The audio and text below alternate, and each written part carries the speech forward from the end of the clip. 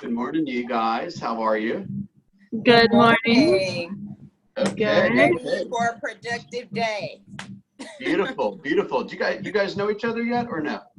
No. I don't think so. No. Rose, this is Tawantis. Tawantis, this is Rose.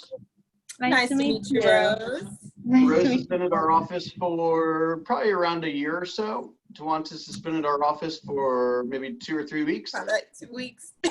Right. Cool. Although Yeah. she's been in real estate a good while longer than that, so she is full of energy and ready for a productive day, right? Yes. Right. Ready. All right. Beautiful.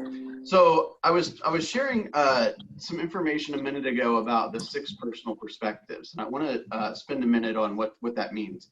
So Okay. the 6 personal perspectives was the original content that Gary Keller wrote and taught in Austin back in the early 80s as he was attracting people into his world. Okay.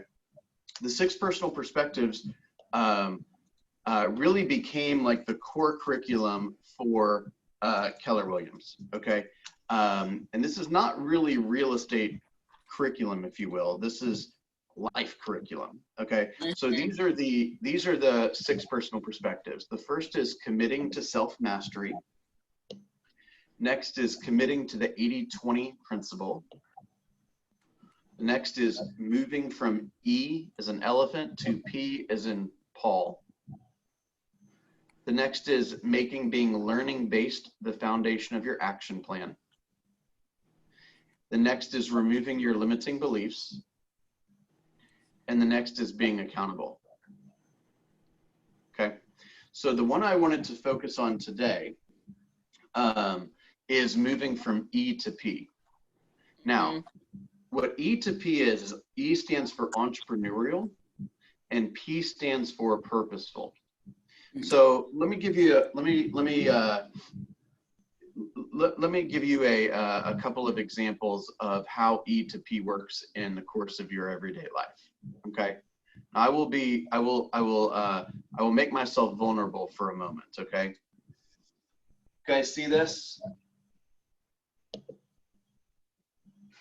This is the Bill's E version of health and fitness. Okay. Entrepreneurially, in the course of the average day, I eat whatever I eat. I work out whenever I work out. I sleep whenever I sleep. I'm not incredibly intentional about fitness, although I did work out this morning, for the record. Okay. Now, if I wanted a 6-pack, I can't be entrepreneurial about it. Okay. I have to have a plan. And I have to be purposeful around that. So I set goals and let's say I have an issue with junk food or something. I get the junk food out of my house. If I know that if I use some dumbbells, it'll help me, well, I put the dumbbells right next to my clothes or something, right? Or right next to the shower. Hey, don't get in the shower without using the dumbbells, right? If I know, you guys know how when you're on YouTube and whatever you end up watching, like you end up getting more of that, right? So like if I watch a particular band or something, I see a bunch of band videos. If I watch a particular motivational speaker, I get a bunch of stuff from that guy and his competitors and whatnot, right? So I can just start watching a lot of videos on health and fitness and working out. And then whenever I'm fooling around wasting time on YouTube, it's right there in my face. Hey, do some sit-ups. Hey, do some push-ups. Hey, lift something, right? So if I have an intentionality around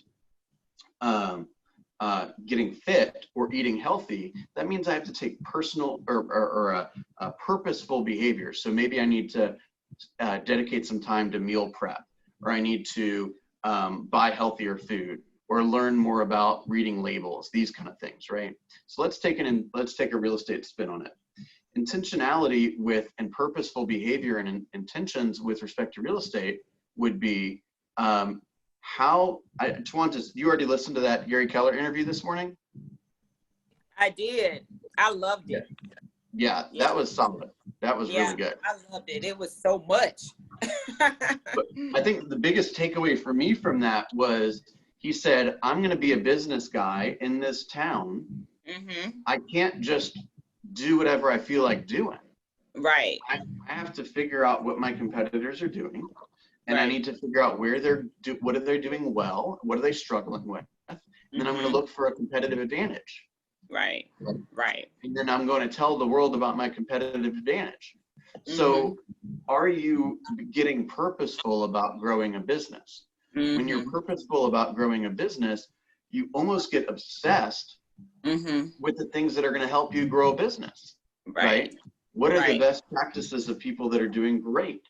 How are they handling the internet? How are they handling money, right?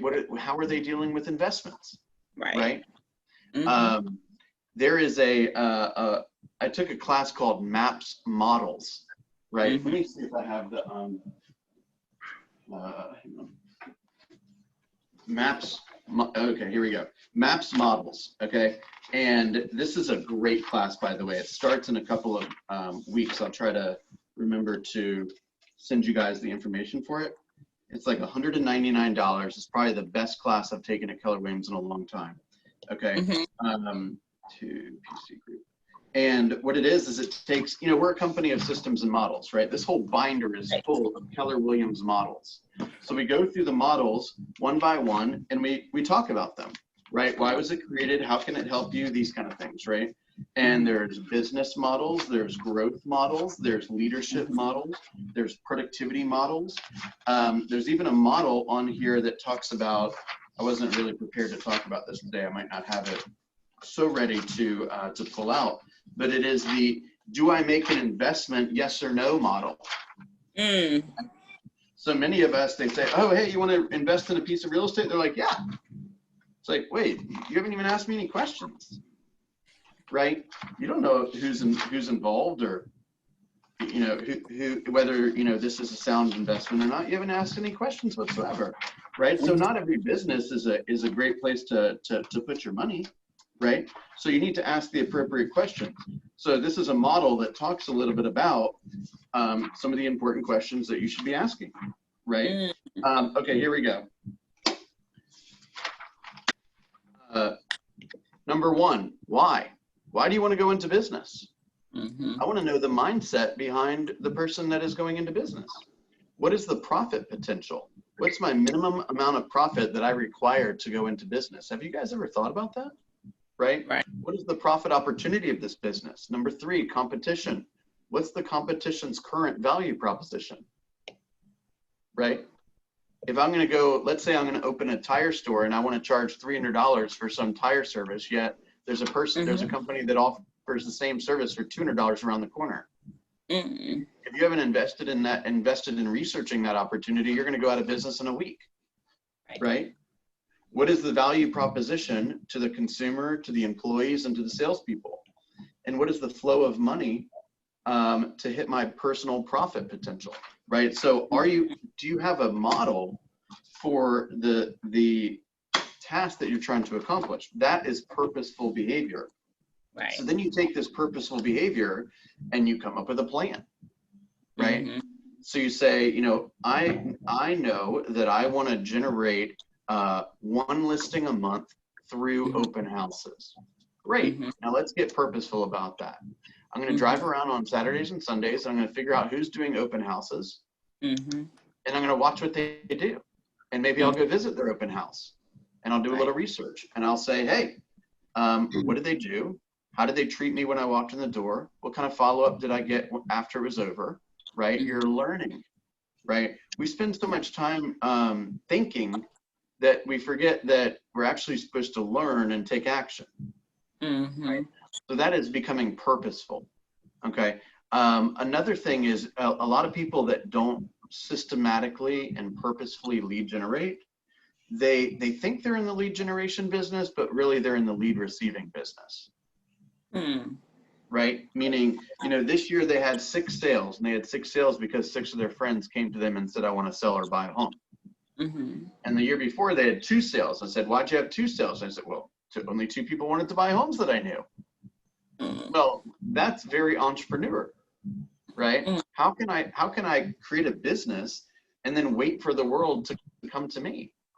Right. I got to go out and hunt it down because 2 sales isn't enough to support my family.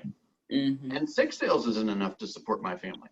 So I got to go out and find more people that want what I can provide for them. You guys follow that? Yep. So then the question becomes is how's that going to happen? Right? And again, let's look at the research. Is there anyone doing what I have in mind to do? Is there anyone nailing open houses? Have you gone on KW Connect and said, today I'm going to spend the next 30 minutes looking around for open house strategies? There's a gentleman named Chris Suarez. He's out of Portland, Oregon. He created this plan called the 7th level open house.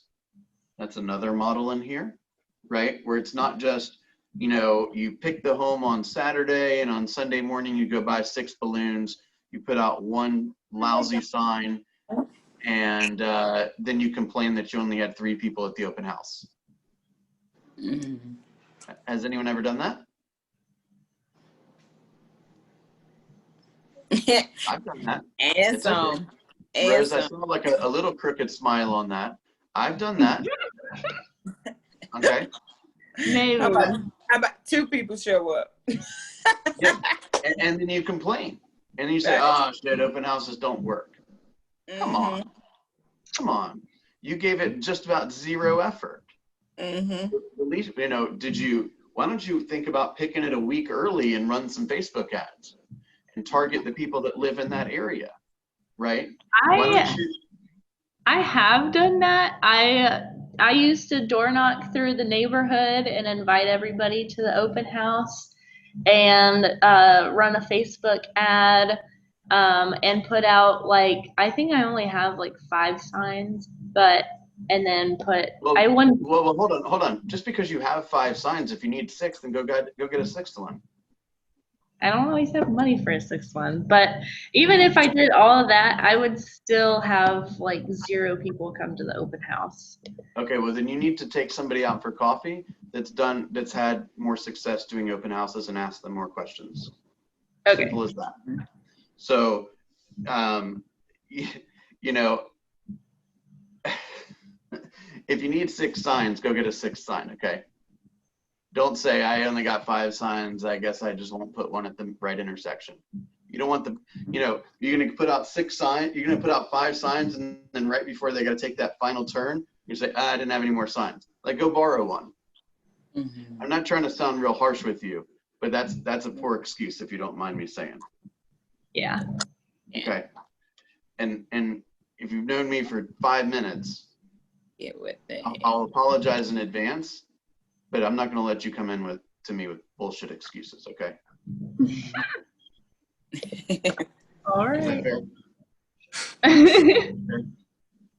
Okay. So my point is that we go and we could make calls around the neighborhood. We could door knock. We could send, we could put out signs early. You know, there's an agent in DC. Her name is Sarah Reynolds.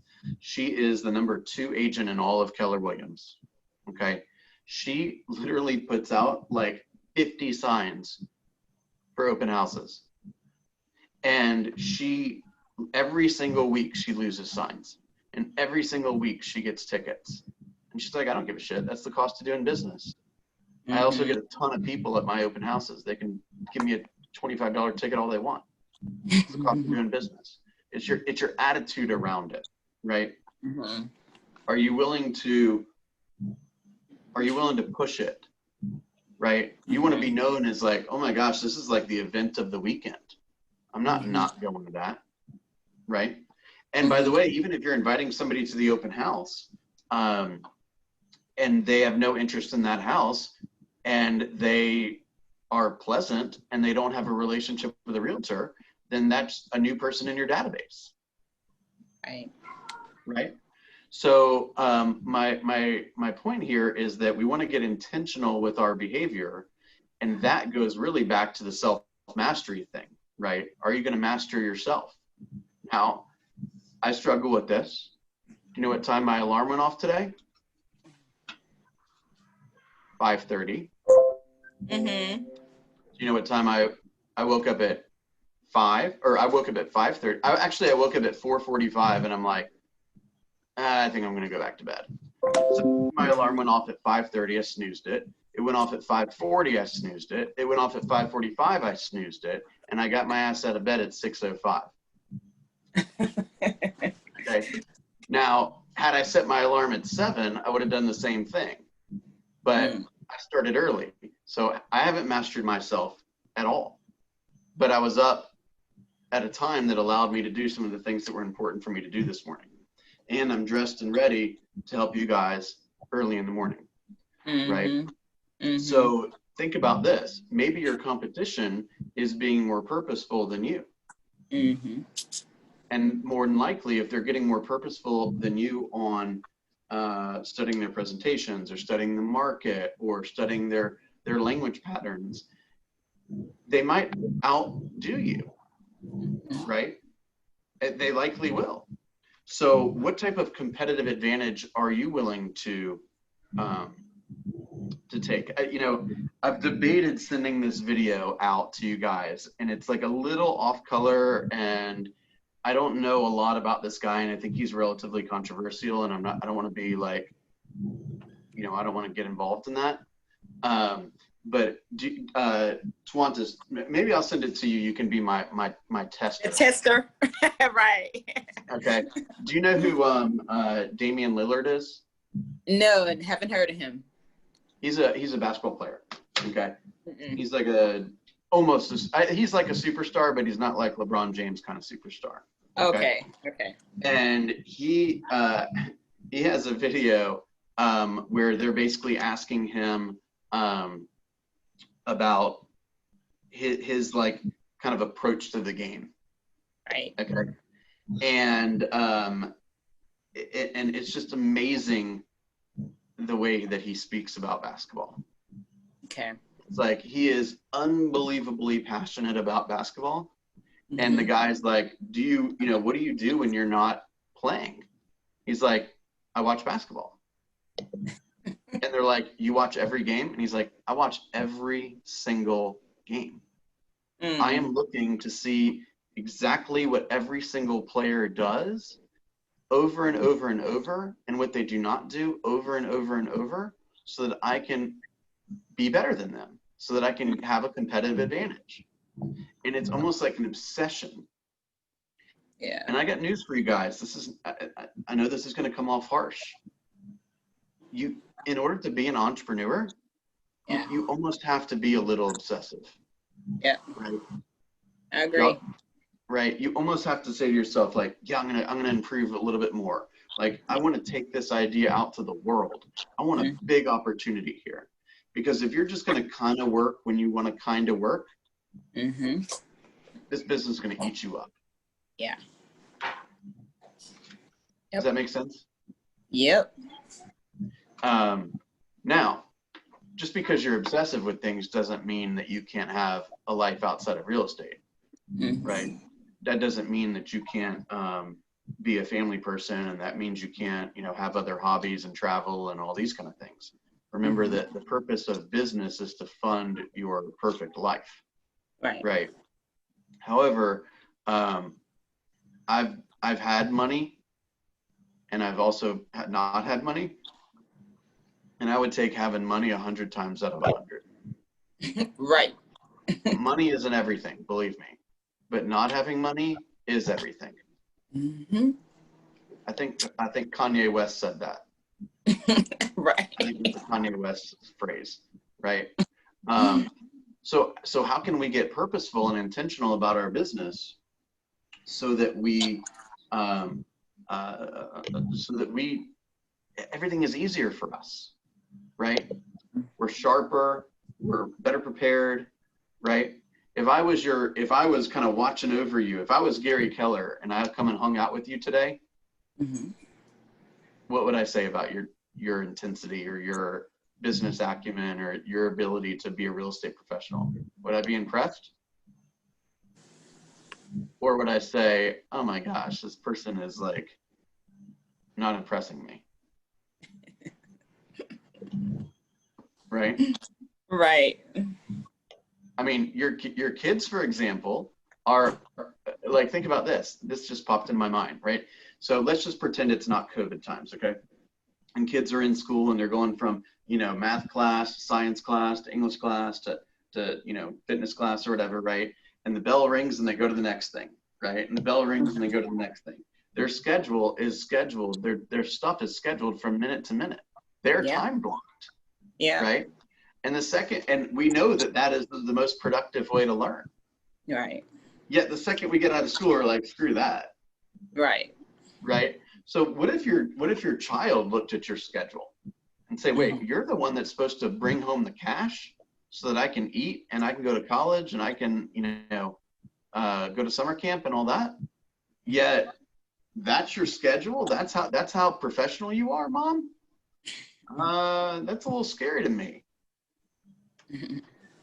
That's a great example. Yeah.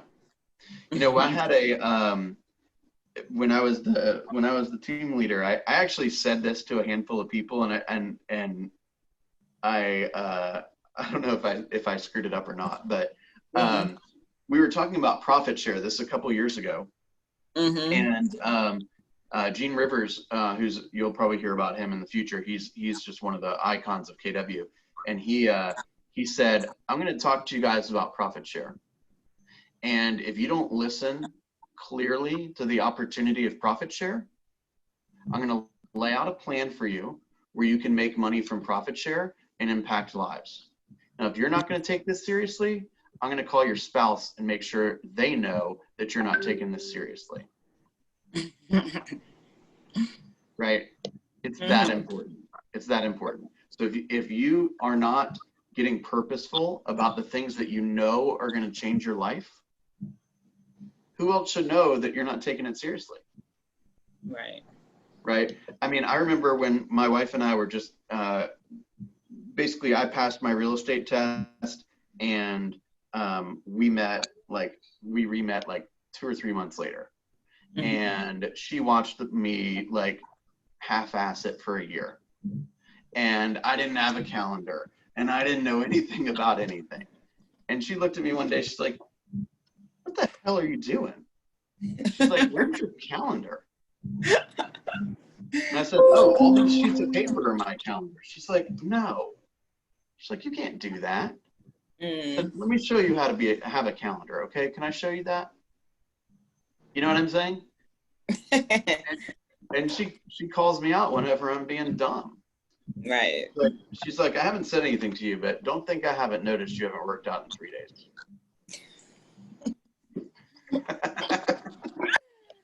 It's accountability 101. That's right. So have you shared your goals? Well, number one, have you been clear about your goals? Number two, do you know why you need to be clear about your goals? And is there anything that anybody that knows that those are important to you? Right. So Rose, can I go where I probably shouldn't go? Sure. Okay. Like, you have some goals for your real estate business, right? You stepped off of a team, now it's you, right? Who in your world, maybe your boyfriend or something like that, should know about what your goals are so that they can protect those boundaries and make sure you have a positive attitude and make sure you spend time doing the things you want to do. Make sense? Yeah. You don't have to answer that out loud. I'm just throwing some thoughts out for you. Okay. But does that make sense? Yeah. Yeah. All right, I'm going to stop the recorder on this one. And you guys, I think you cut out a little bit. I think you cut out. If you give me 1 sec. Hang on.